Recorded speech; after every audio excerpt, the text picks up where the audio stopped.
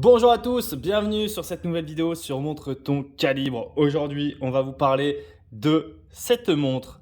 On va vous parler de la Frédéric Constant High Life automatique Perpetual Calendar. Donc, c'est un calendrier perpétuel qui est, attention, en dessous de 10 000 euros. Il est même en dessous de 9 000 euros. Il est à 8 600 euros, ce qui est incroyable pour un calendrier perpétuel. On va vous expliquer un petit peu mieux en détail dans quelques instants à quoi ça correspond. Et pour les curieux, cette référence, c'est la référence FC 775 N4 NH6B. Comme d'habitude, je vous mets lien en description si jamais vous voulez vous procurer cette montre ou avoir plus d'informations et voir toutes les caractéristiques. Et on va passer à la review. Alors tout d'abord, je vous tease un peu le côté quantième perpétuel pendant l'intro. Quantième perpétuel, qu'est-ce que c'est? En fait, c'est un calendrier qui va tenir en compte des mois à la fois de 30 et de 31 jours, mais aussi des mois de 28 jours, comme c'est le cas en février, et des années bissextiles. Donc, une fois que le calendrier est réglé, eh ben, il faudra une seule correction qui sera faite tous les 100 ans en fait. Donc là, la prochaine année où vous devrez la régler, ce sera en 2100 parce que c'est ce qu'on appelle les années séculaires qui sont divisibles par 100. Donc là, du moment où vous réglez votre quantième perpétuel, vous êtes tranquille jusqu'à 2100 et en 2100, vous aurez juste une petite opération manuelle à faire, rien de plus. En revanche, on va y revenir plus tard, mais des fois, c'est un petit peu plus complexe que ça au niveau des calendriers perpétuels. En tout cas, en 2016, Frédéric Constant, ils avaient déjà sorti une bombe en fait dans le milieu, dans le secteur horloger. C'était qu'en 2016, ils sont arrivés avec le premier calendrier quantième perpétuel à 8000 euros. C'était la Slimline Perpetual Calendar et ils avaient fait mais énormément parler parce que normalement les entrées de gamme chez les différentes marques dans les calendriers perpétuels, c'est plus dans les 20 000, 25 000 euros. Et là, je parle d'entrée de gamme. Donc oui, c'est quand même une montre à 8 000 euros pour la Slimline ou à 9 000 euros pour celle-ci. Mais pour la complexité que c'est derrière, je vous garantis que c'est vraiment très compétitif et je pense pas qu'il y ait de meilleur rapport qualité-prix sur les QP sur le marché que Frédéric Constant, très sincèrement. En plus, là, vous avez le QP et vous avez même la petite phase de lune à 18h, complication que j'adore et que j'adore avec le QP, ça fait vraiment très classe. C'est tout de suite là, on est vraiment sur de la, je pense qu'on peut dire, hein, on est sur de la haute horlogerie hein, en QP, c'est de la grande complication là déjà. Donc, l'Highlife, on en a déjà parlé rapidement avec ici la 3 aiguilles. C'est une collection qui est sortie en 1999 et c'est une collection qui est maintenant iconique hein, dans la gamme de Frédéric Constant.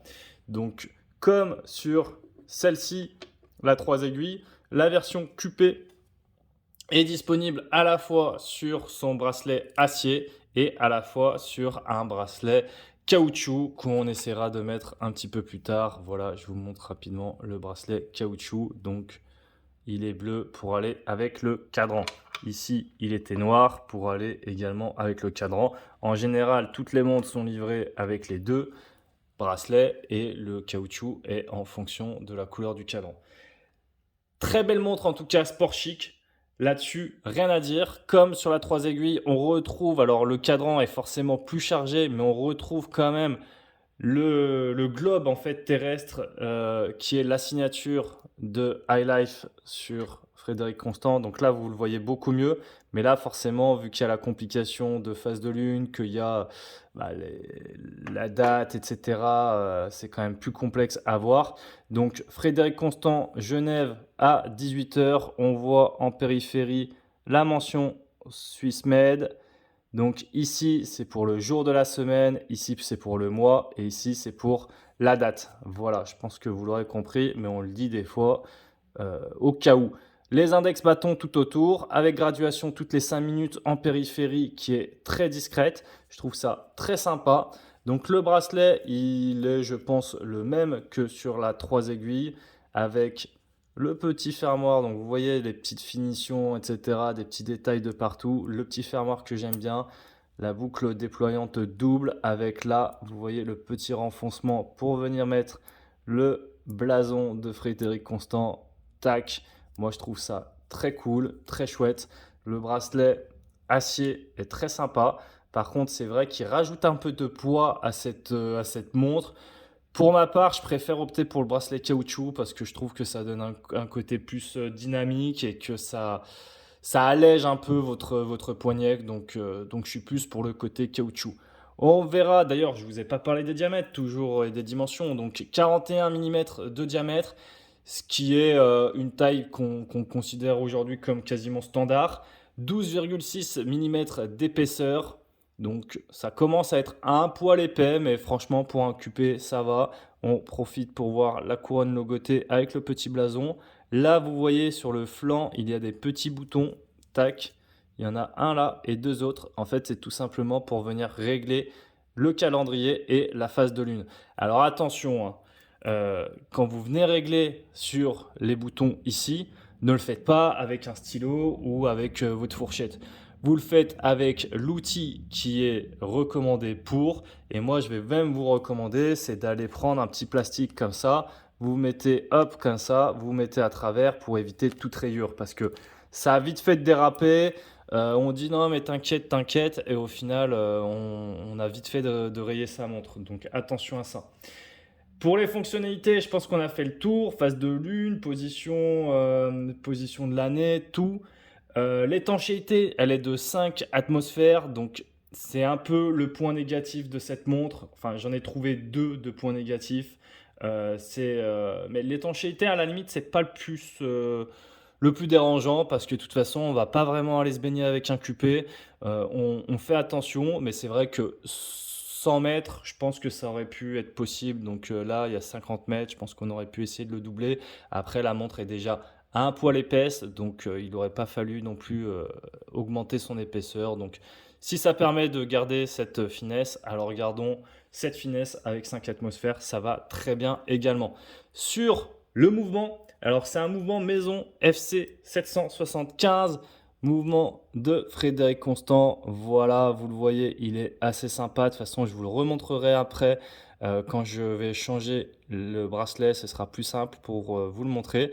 Mais quand même bien décoré, donc il n'est pas incroyable à regarder, mais c'est toujours sympa sur ce genre de montre de pouvoir voir son cœur battre, quoi. Donc on le remontera plus en détail. Après, on va finir rapidement avec le verre qui est, vous l'aurez compris, que ce soit sur le recto ou sur le verso, c'est un verre saphir avec un traitement anti-reflet. Et je crois qu'on a fait le tour. On va vous montrer également l'allume parce que pour moi, c'est quand même quelque chose d'important, même si sur le QP, bon, c'est pourquoi pas, mais c'est toujours bon de vous le montrer. Voilà. Donc la lume est plutôt bonne, pas de problème là-dessus. On va également faire la pesée et je vais finir en même temps sur le point négatif de cette montre. Et ben pour moi, le gros point négatif, hop, la pesée c'est 150 grammes tout pile. Donc on va essayer de faire le changement de bracelet en même temps. Et pendant que je change de bracelet, je vais vous expliquer rapidement. Donc, le point négatif pour moi, c'est tout simplement sa réserve de marche. Pourquoi? Parce que 38 heures, j'en ai parlé sur la 3 aiguilles et je vous disais, moi, ça ne me dérange pas plus que ça, 38 heures, surtout si c'est une montre automatique, etc., etc. Sauf que ici, on parlait d'une 3 aiguilles avec uniquement une complication de jour. Là, on est sur un calendrier perpétuel. Et ceux qui regardent cette vidéo et qui ont des calendriers perpétuels, je suis sûr que du moment où vous n'êtes plus à l'heure, ou plus à la date, eh ben, le calendrier perpétuel, vous ne le mettez plus à jour. Parce que un QP, franchement, à régler, c'est une tannée. Mais vraiment, hein, un QP, ça prend tellement de temps à régler que c'est pas gérable. Du coup, 38 heures de réserve de marche, moi, je le conseille pour un QP, je trouve que c'est un petit peu léger. Ou alors je vous conseillerais d'acheter un remontoir parce que parce que 38 heures de réserve de marche, vous allez poser la montre. En fait, les QP, il faut souvent les porter et quand vous ne les portez pas, je vous conseille soit de les remonter rapidement à la main, soit carrément faire bouger les aiguilles pour enfin, remonter la montre et ensuite de rattraper le temps juste en bougeant les aiguilles. Des fois, c'est plus simple que d'aller tout changer en remettant un à l'heure et après deux la date, quoi. Donc, je vérifie que tout ça est bon.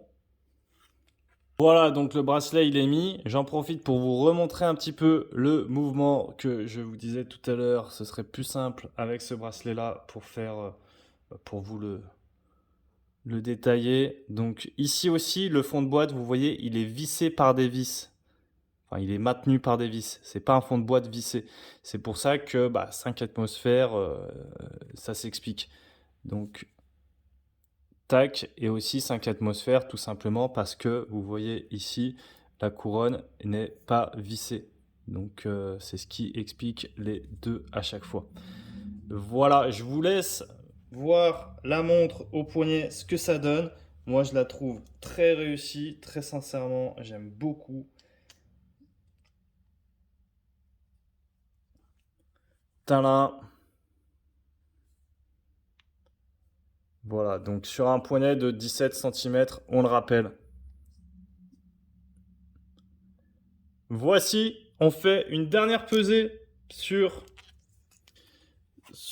le bracelet caoutchouc parce qu'on a eu la pesée sur bracelet acier, mais on va faire la différence. Vous allez voir que si c'était un peu trop lourd pour vous, là on va être pas mal parce que ça gagne vraiment en poids et on est sur du 93 grammes. Donc là, on a vraiment réduit drastiquement le poids. En tout cas, c'est tout pour cette vidéo. N'hésitez pas à nous dire quel est selon vous le meilleur rapport qualité-prix sur un QP ou alors quel est votre QP entrée de gamme que vraiment vous convoitez.